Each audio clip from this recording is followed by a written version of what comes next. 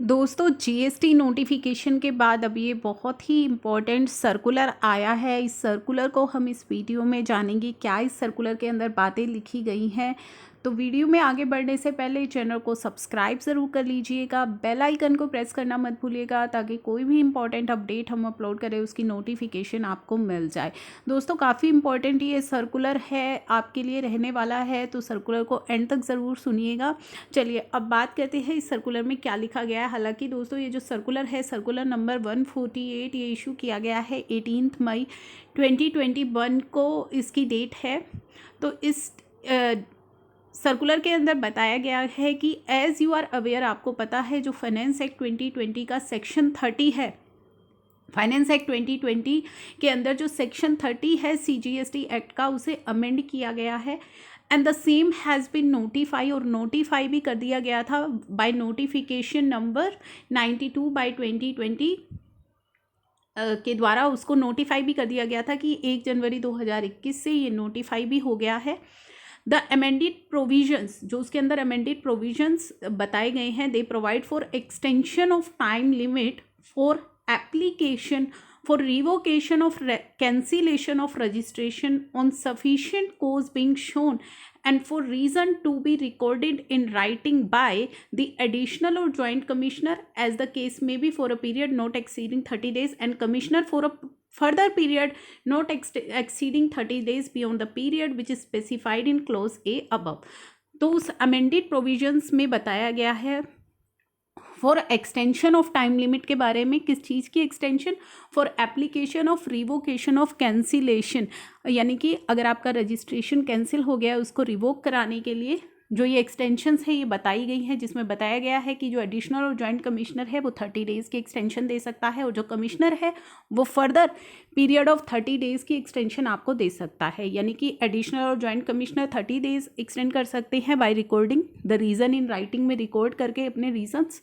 और उन 30 दिनों के बाद फर्दर 30 दिन जो है वो कमिश्नर एक्सटेंड कर सकता है। कंसिक्वेंटली चेंजेस जो है किए गए हैं रूल 23 में एंड फॉर्म GST REG 21 के अंदर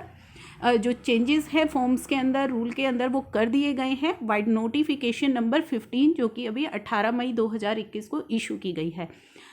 अब यहाँ पे समझने की बात यह है कि in order to ensure the uniformity in implementation of the provision of above rule across the formation till the time independent functionality for extension of time limit for applying in form GST REG 21 is developed on the GST portal.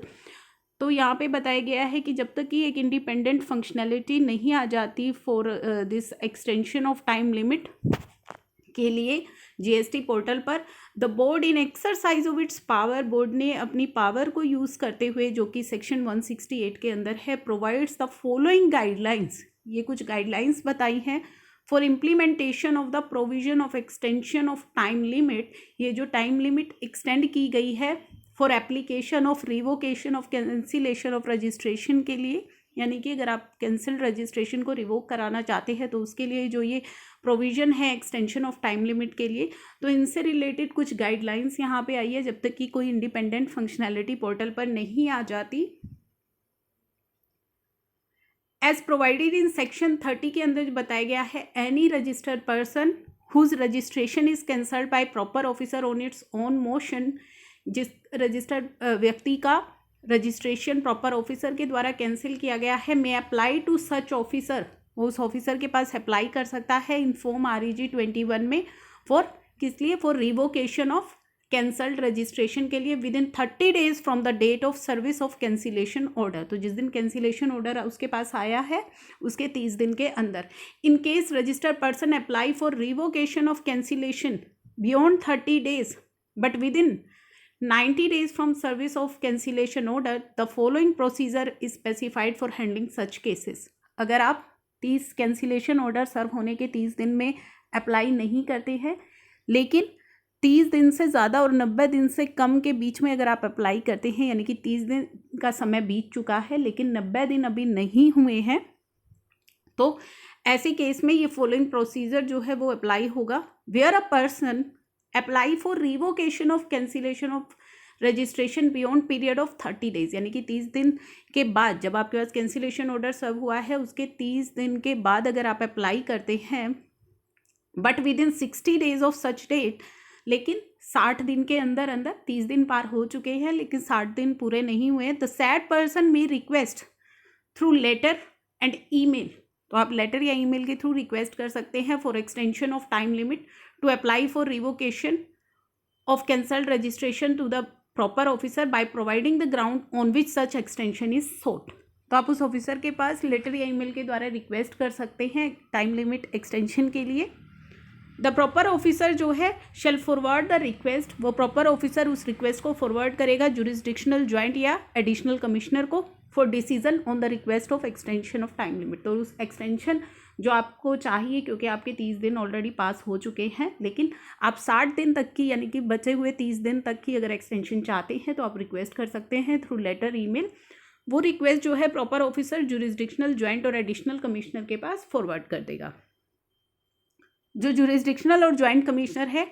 On examination of the request filed for extension, जो आप request करेंगे extension के लिए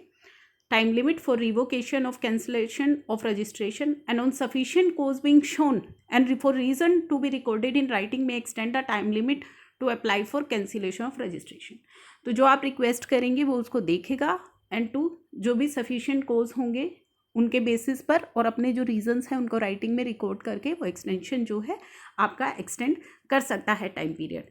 in case request अगर accept हो जाती है तो वो एक्सटेंशन प्रॉपर ऑफिसर को कम्युनिकेट कर दी जाएगी। However in case concern joint and additional commissioner is not satisfied, जो आपने ग्राउंड्स दिए हैं जिनके बेसिस पर आप एक्सटेंशन मांग रहे हैं, अगर आपका ज्वाइंट और एडिशनल कमिश्नर सेटिस्फाई नहीं है, अपॉर्चुनिटी ऑफ बीइंग हर्ड आपको दी जाएगी before taking any decision. In case of rejection of request, अगर आपकी रिक्वेस्ट को रिजेक्ट किया जाएगा, the grounds of rejection may be communicated to the person concern through the proper officer. तो proper officer के द्वारा उस पर्सन को किस बेसिस पर रिजेक्ट की जा रही है उसकी रिक्वेस्ट, वो रीज़न कम्युनिकेट किया जाएगा। नेक्स्ट यहाँ पे बोला है on receipt of decision of joint and additional commissioner on request for extension of time limit the proper official shall process the application. तो जो भी डिसीजन होगा उसके अकॉर्डिंगली आपकी जो एप्लीकेशन है वो प्रोसेस की जाएगी। Procedure similar to that explain in paragraph, जो भी मैंने एक्सप्लेन किया वो अप्लाई हो जाएगा अगर आप बियॉन्ड 60 डेज जो है 60 दिन आपके हो चुके हैं उससे ऊपर अगर आपको एक्सटेंशन चाहिए तो सेम प्रोसीजर जो है वो अप्लाई होगा। लेकिन विद इन 90 डेज़ अगर आपको जो है रिक्वेस्ट 90 डेज़ नहीं हुए, 60 दिन ऊपर हो चुके हैं कैंसिलेशन ऑर्डर के लेकिन 90 डेज़ नहीं हुए हैं, तो सेम ये प्रोसीजर आगे भी अप्लाई होगा। The circular shall cease to have effect once the independent functionality for extension of time limit for applying in form GST REG 21 is developed on GST portal। तो ये सर्कुलर जो होगा इसका effect ख़त्म हो जाएगा जैसे ही इंडिपेंडेंट फंक्शनैलिटी आपकी GST पोर्टल पर आ जाएगी। तो ये काफ़ी इंपॉर्टेंट और मोस्ट अवेटेड जो है सर्कुलर है जो एक्सटेंशन से रिलेटेड है, काफ़ी हेल्पफुल रहने वाला है ये आपके लिए। इसे शेयर ज़रूर कीजिएगा ताकि अगर किसी को इस तरह की रिक्वायरमेंट है तो उस तक ये इन्फॉर्मेशन पहुंच जाए। Thank you for watching.